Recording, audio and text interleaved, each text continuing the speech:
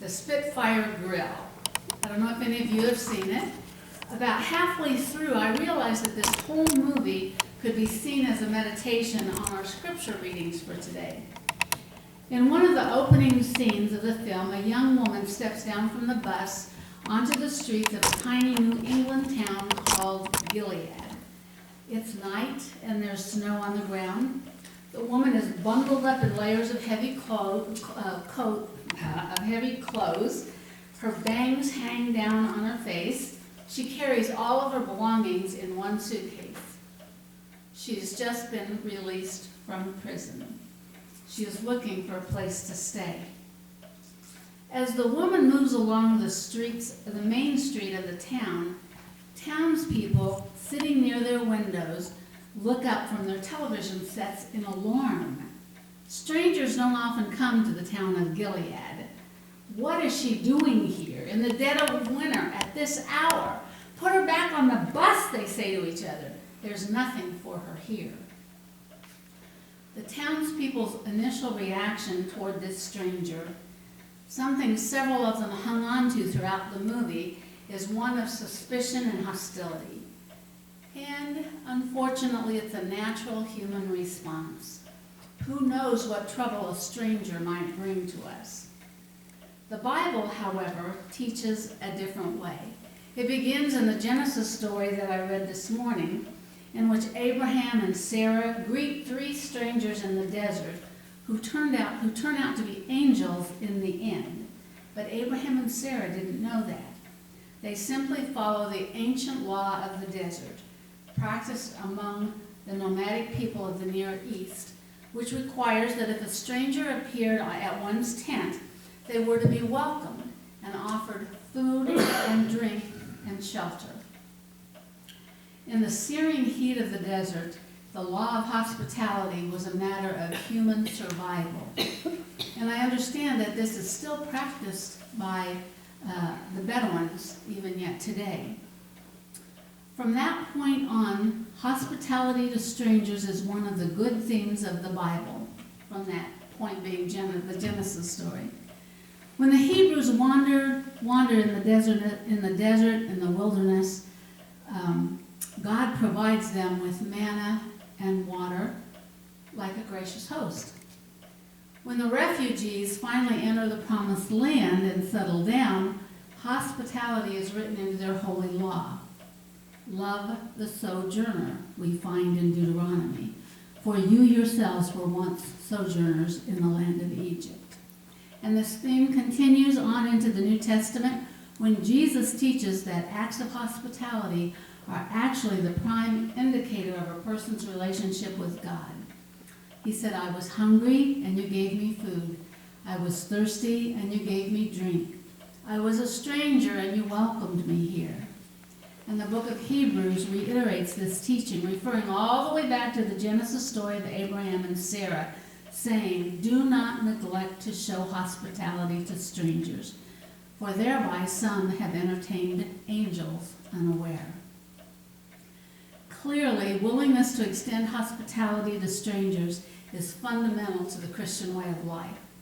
And it may be that today, in our shrinking global village, and with the divisiveness we've seen, this practice of hospitality to strangers may again be a matter of human survival.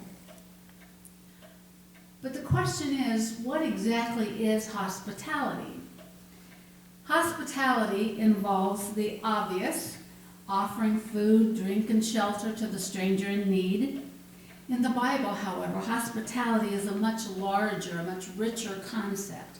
Hospitality is an attitude, a disposition of the heart, one out of which generosity flows naturally. Hospitality is a habit of the heart that doesn't always come naturally to human beings. Sometimes it needs to be cultivated. First of all, human beings need to overcome their initial human response of hostility toward people who are strange to us. This is so ingrained in us from not just decades or generations ago, but from our beginning, protecting ourselves, being within our tribe, being against the stranger. It's just part of who we are. The Latin root for our English word hostility is hostis, H-O-S-T-I-S, which means enemy. Our Christian task is to turn the stranger who is perceived as an enemy, a hostis, into a hospice, H-O-S-P-E-S, which is the Latin word for guest. And this is where our English word hospitality comes from. So turning the stranger from a hostis, someone who's hostile, or we think is hostile, into hospice, a guest. The Reverend Dr. Kathleen James, who's senior pastor at First United Methodist Church in Seattle, Washington, tells about the time years ago when she was taking a graduate course in sociology of religion. Her professor had an odd requirement for this course. In the syllabus, it said that at least once a month, each student was to take what the professor called a cultural plunge. That is, students were to intentionally put themselves in a place they wouldn't normally go, to be among people they wouldn't normally choose to be with. And in this strange environment, they were to be what the professor called participant observers. And what he meant by participant observers was that students were not only to observe these strangers, these strange people doing strange things, like animals in a zoo, they had to actively join them and participate in what was going on. It was one of the most interesting assignments Kathleen said she ever had. One month, she went to the racetrack and joined a crowd that was feverishly betting on horses. She said she'd never done that before. And that brought to my memory the fact that my husband and I went to the horse races up in Omaha from Topeka a couple of times. And then we went to Mary's Encounter, and then we started going to church, and we still went to Omaha once. And I couldn't bear the pain that I saw. People not winning, and tickets being thrown on the ground, losing tickets, and other people coming along and sorting through the tickets, looking for a winning ticket that maybe somebody had messed up and thrown away by accident. But the pain and the suffering that I saw, it wasn't a joyful occasion for me anymore. It had been fun. We'd go with a certain amount of money that we knew we'd probably lose, and we could afford it at that time. But to see all those people, some people coming at 5 o'clock after they got off work and pulling onto the racetrack. There was parking out in the center of the racetrack between races, and people coming after they got off work. It was just so painful for me to see, and it's something I haven't done since. I was a participant observer, and what I observed was not comfortable. Another month, Kathleen went to the midnight showing of the cult movie Rocky Horror Picture Show. That's a movie I've never seen. I don't know if any of you have ever seen it. One, at least. I got it at home. What? I have it at home. Oh, you even have it at home. Okay, I'm not familiar, but the audience came in costume. They sang along with the film and threw rice in the aisles at the wedding scene. Other students in this class chose to go to a soup kitchen in a homeless shelter, a Native American sweat lodge ceremony, a Star Trek convention, and a meeting of the African Violet Society. And when I first read that, I read an African Violet Society. It's an African Violet Society, people who like African violets. The teacher's idea was this: when we intentionally put ourselves in an environment that's strange to us again and again, our natural hostility towards strangers will gradually fade away. And I think that's one of the benefits of traveling. And you guys know you've traveled a lot, but to go into a place where you've never been before, to be around people you've never been with before, and just see how they do life differently. My issue is food. I'm kind of I'm trying to think how my therapist called it. My grandma called me a picky eater. He calls it a selective eater. I'm a selective eater. So my friend Hazel just got back from her 4 or 5 month stay in Maine, and I'd have trouble in Maine with the seafood. I don't seafood. I like cans and beef eater. But to know and to watch other people eat lobster and clam chowder and all of those things, that would be a new experience for me. We can start to realize that all people, even if they look and act different, are just people like ourselves. In the same way we travel, and even in reading books, these are ways of cultivating an attitude of hospitality toward the stranger.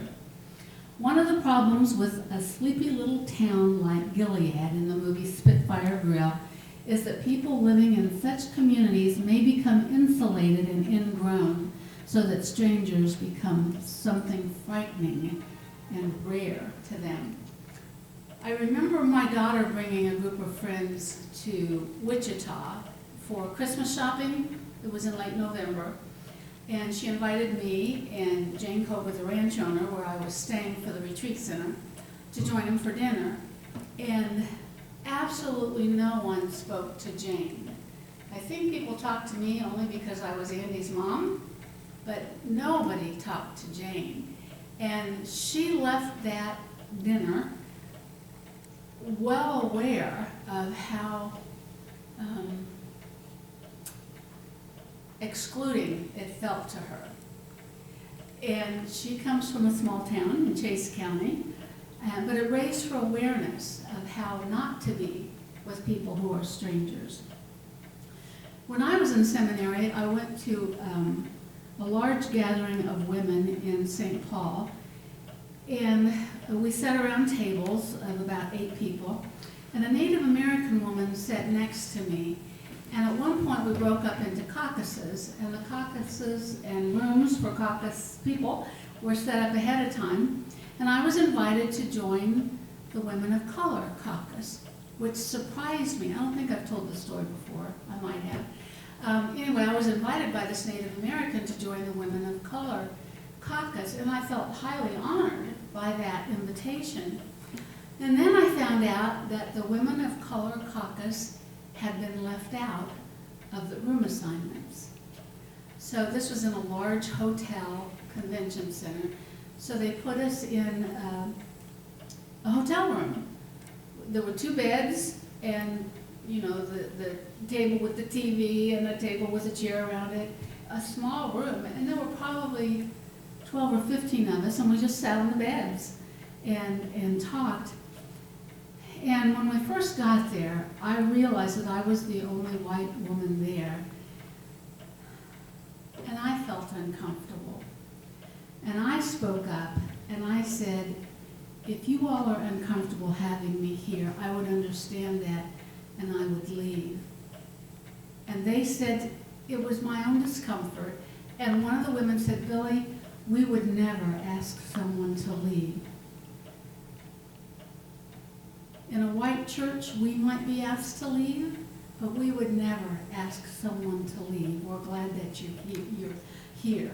And there was another woman of color from another country who did speak up and say, and white women think they have the right to speak up first.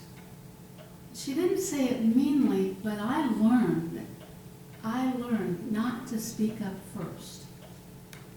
My privilege, my white privilege, and my own discomfort gave me the right, so to speak up in that group when I really didn't have the right to. And they were not uncomfortable with me at all. And as we were sitting there talking, another white woman came in the room and didn't say anything to anybody, and she went to the corner where the table and chair was sitting and sat down. And one of the women of color went over to her and said, may I help you? And she said, oh no, I'm just going to sit here and watch. And the woman said, no, you're not, and escorted her out of the room, which heightened my sense of feeling honored to be included in this group. And even though I spoke up first, what I said was not the same as this woman who was just going to observe, going to sit down and observe. It was lessons that I learned, lessons that I needed to learn to be the pastor of a church, that my voice is not always the most important one to be heard first.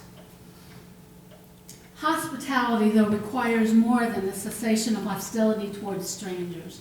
Hospitality also requires letting go of one-dimensional concepts of people we don't know. Have you ever noticed how often someone will say about another person, "Oh, he's an alcoholic," or "she's divorced," as if that one thing says all there is to say about that person, as if that's all there is to them. And to be honest, I don't hesitate to mention that I'm in therapy. So first of all, I can let people know that it's okay to be in therapy, and two, to help people know that there's a whole lot more to me than just being a pastor. In the case of the Spitfire Grill character, the townspeople whispered, "She's an ex-convict," as if this person was not a multifaceted human being with a complex history, just as we know ourselves to be. I had a parishioner in one church that I served who provided a wonderful Christmas display at Christmas. He started at Halloween and worked hard to get that up by the 1st of December, and he had synchronized music to it, and there was he had screens in his windows that looked like Santa was in the window, and all these wonderful Christmas lights going on and off. And all the community could say about him is, "Oh, that was that wild kid in high school." And he's 55. He's 55, but that's how they see this man. Genuine hospitality to the stranger requires suspending such judgments and also withdrawing our harmful projections from others. Projection is a term for the way we human beings take the parts of ourselves that we don't like and project them onto other people, like movies on a screen. The process is mostly unconscious. The result is that we see in other people the fears and the failings and the ugly things that we refuse to see in ourselves. By the process of projection, we may regard a stranger or a whole group of people to whom the stranger belongs as immoral or ignorant or prone to violence. I had a family member call me a sarcastic B word years ago, and it stunned me to be called that because I didn't get it. I didn't think I was.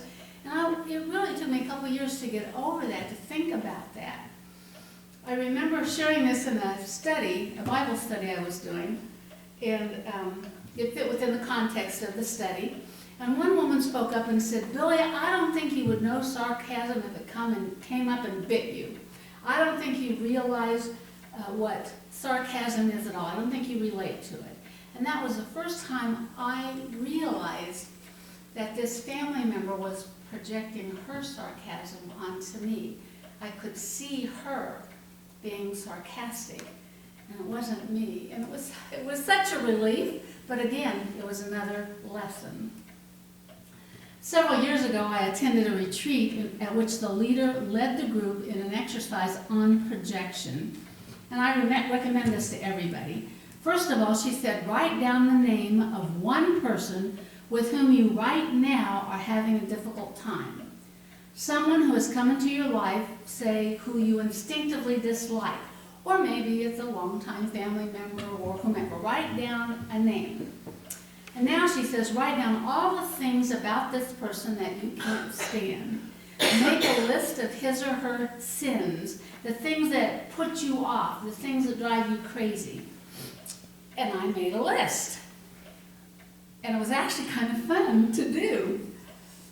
Next, she said, imagine that you are the person you're having trouble with, and write in first person about why you are the way you are. Tell us what makes you behave the way you do. I started writing. I act this way because I'm insecure about such and such. I act this way because I don't want you to see how I really feel. I act this way because. Now, she said, when our pens had all stopped, she said, in what ways is what you have just written true about yourself? It is amazing the way we project our own sins, our own foibles and fallacies and falsehoods and unkindness onto other people. In the Spitfire Grill, there is a character named Nahum who looks at the stranger who got off the bus. Her name is Percy. Nahum looked at Percy and saw only someone who was grasping, greedy, and desperate for attention. As the movie went on, it became painfully obvious that the person Nahum really hates for being all these things was himself. Projection kept him from seeing Percy for who she was, and it kept him from being hospitable. As an aside, I received an email recently with this message, quote, "Yesterday I had an epiphany. By nature, epiphanies tend to be utterly simple, clear, and foundation-shaking. They often reposition a long-held belief or perception just enough to reveal a new reality behind appearances, like a key turning in the door to a different way of seeing or thinking." The writer went on, "Here's the setup. I was musing on how the persons in my life who most irritate, frustrate, and otherwise elicit my strongest negative emotions are all gifts of insight to me, mirrors reflecting the unhealed parts of myself. I hear many of my friends talking about this using phrases like, if you can spot it, you got it, or otherwise referring to the human tendency to project our own wounds and weaknesses onto others while remaining blind to them in ourselves. I think it's admirable that we are learning how to discern in our own shadows in this great work of reorganizing ourselves in others. But I suddenly realized yesterday that this task is out of balance unless we consider the other side of the coin. That's the setup. The epiphany was, if, as I believe, the concept behind if you can spot it, you got it is true, then all of the persons I most admire, respect, love, and seek to emulate are mirrors reflecting the most beautiful aspects of myself back to me. This seems radical. For so long we have been discouraged from seeing this truth by multi-generational religious and cultural programming that includes phrases like pride goeth before a fall and don't get too big for your britches. My friend wrote, I think it's time for us to give ourselves permission to expand. Or put another way, if we're going to honestly admit how petty and human we can be, we must also frankly embrace how big and divine we really are. Unquote. Something to think about. Oftentimes when I do communion, there's a time of confession. And I invite people to confess their wrongdoings, but I also invite them to confess their right doings, because I think both are important in our lives. This brings us to the final thing that hospitality requires, perhaps the hardest thing of all. Hospitality requires not just the absence of hospitality and not just the suspension of judgments and projections. Hospitality requires the willingness and capacity to create an open, empty space into which strangers can come and find themselves at home. There's a Zen story about this. It seems that Nahum, a Japanese Zen master, once received in his home a university professor who came to inquire about Zen and who talked incessantly. Nahum welcomed the professor graciously and began to serve tea. He poured the visitor's cup full and then kept pouring. The professor watched the overflow with dismay until he could no longer restrain himself. "It's overfull," he exclaimed. "No more will go in." Nahum responded, "Like this cup, you also are overfull. You are full of your opinions and speculations, your own thoughts and desires. How can I show you Zen unless you first empty your cup?" Have you ever been with a person so full of themselves that they cannot be hospitable to you? Think about that for a moment.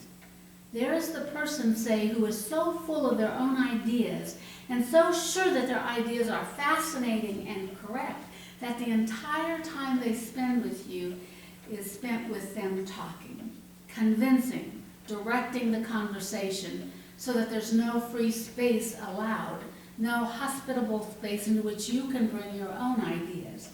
There's no room in their cup.